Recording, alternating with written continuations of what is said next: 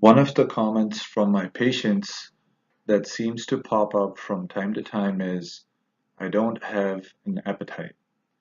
This is usually given in the presence of a family member urging the patient to eat something. The family members tend to do this in my presence since they are hoping I would encourage the patient to eat more and usually end up asking what the patient should be eating for optimal recovery.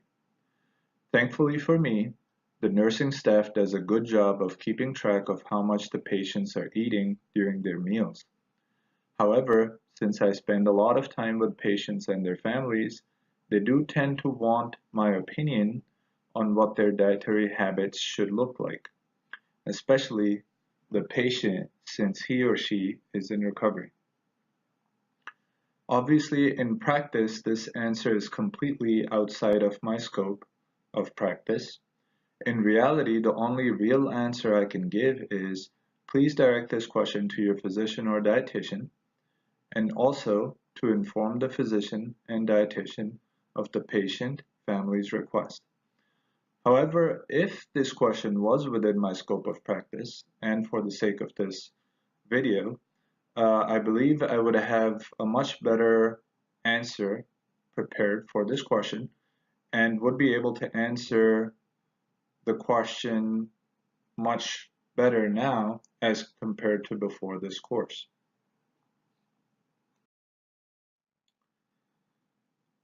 One of the major issues faced by my clients is sarcopenia, age and prolonged confinement to the bed, and in some cases, which may be due to acute disease processes, leads to a marked decrease in muscle mass for some or most of my clients.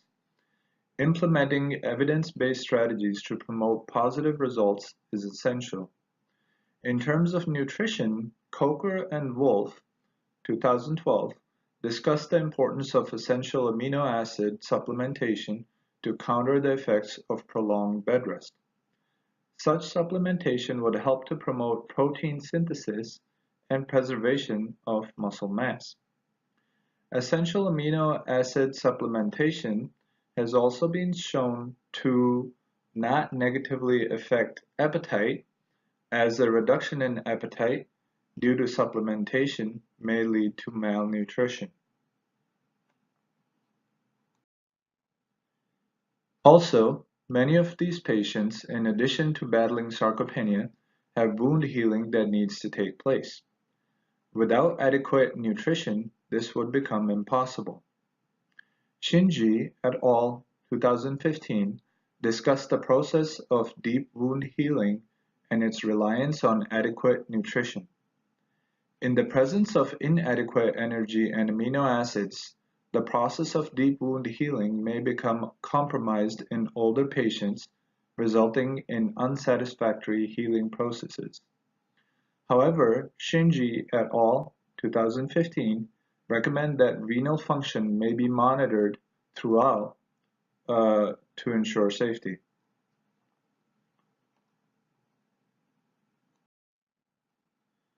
Muscle strength, as related earlier to sarcopenia, is of utter importance in the older population.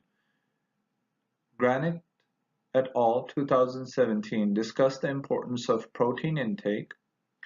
Lower levels of protein intake, less than 1 gram per kilogram, may have negative effects on muscle strength in older individuals, especially women. Decreased strength has been shown to increase fall risk and reduce functional independence. Thus, optimal protein intake would be beneficial for many of my clients. DiGirolamo et al. 2017 also discussed the role protein plays in promotion of muscle strength in older athletes and demonstrated that higher protein intakes equated to higher levels of muscle strength. Hydration is also of importance. Vivanti, Harvey, and Ash, 2010, discussed the negatives associated with dehydration, including increased mortality rates. Elderly patients are at a higher risk for dehydration, In my own experience, many patients, including those with dementia, need to be monitored very closely to ensure adequate hydration. Mans and Wentz, 2005, discussed the importance of hydration in reducing the risk for many chronic conditions, including constipation, hyperglycemia, hypertension, and cerebral infarct.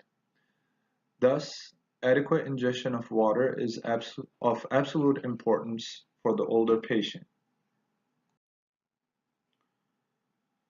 In conclusion, aside from the information mentioned before, I may also mention information related to general macronutrient intake, including pointing the patient towards a Mediterranean type diet with a focus on less energy dense foods, as discussed by Merchant et al. 2009. Um, However, as I mentioned before, these answers are not really a correct representation of how I would tackle if such a question was posed to me. Since I work in a rehabilitation center and physical therapy, my scope of practice does not include uh, discussion of nutritional uh, facts. So, as I mentioned earlier, I would ask the individual to direct such questions towards their physician and their dietitian.